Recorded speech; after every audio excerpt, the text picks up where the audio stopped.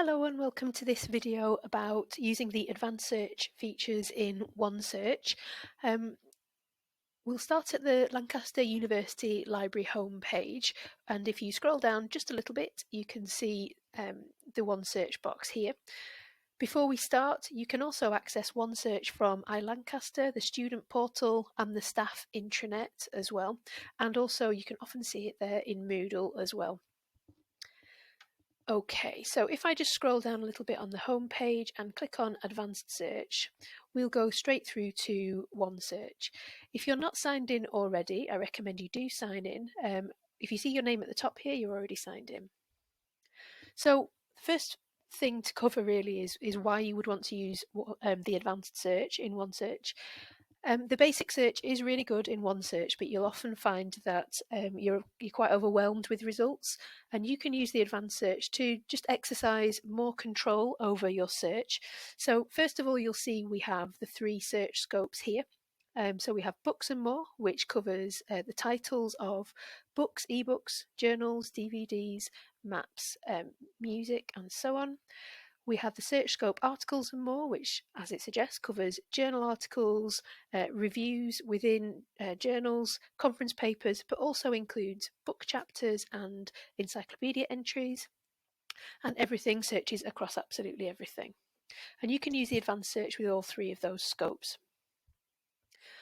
You can also see that we can choose to search within different fields within OneSearch. So for example, we can narrow our search to look for just the words in the title, in the author, the subject classification, the description, which for a journal article would usually be the abstract, for the creation date, publisher, ISBN, which is really useful for looking up an exact copy of a book and an exact edition, and the ISSN, which is useful for looking up an exact journal title without using the title, so just using the number that identifies it. Okay, so those are some additional options there for you. So if I give you an example, if you're wanting to look for an item by a particular author, then we can type in, we can choose the author field and put in the author's name and click search, and this will return all of the results that match the author. Now obviously there may be more than one author with that name, but you can see that it's narrowed down our results to just 4 that match that author. The other thing that you can do with the advanced search is narrow by material type. So we often get the questions about how we search for past PhD theses.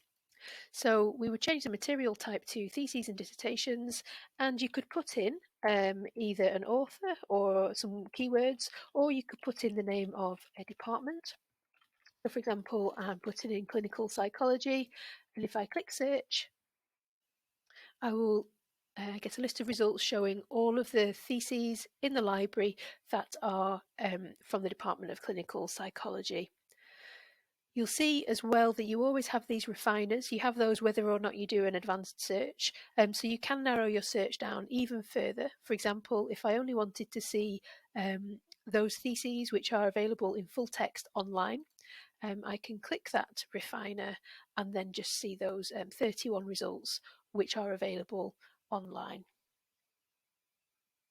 The other types of material available to narrow down by, you can see here we've got articles, audiovisual, books, ephemera, images, journals, maps, scores, theses, and then all items. Another reason that you would use the advanced search in OneSearch is so that you can combine different keywords together using Boolean operators or and. Now you might want to do this so that you can craft a really precise search or a really comprehensive search, and some of you might have already used this kind of technique when searching other bibliographic databases like Web of Science or Scopus or some of your subject databases. So you can do a similar thing in OneSearch. We can also add new lines to our search here. So if I do an example, if I'm looking for journal articles, I will change the search scope to articles, and if I'm wanting to do a search for papers about elderly or geriatric patients in this topic, and I can combine that with and look for social care, and I can add a new line if I have another concept to use, and I might want to do best practice. So I'm going to get journal articles which talk about best practice for social care in elderly or geriatric populations. So I've got my articles scope there, and I'll click search. And you can see we have come back with a very large number of journal articles, as is to be expected, and these are ranked in order of relevance, or at least OneSearch's attempt to order them in order of relevance. Obviously, you need to have a read through to decide which are the more relevant. I would also recommend using the refiners down the side to refine your list of results further. So you can see the kinds of refiners here. We have, for example, peer-reviewed journals, and we have a date refiner here which you can click into and change.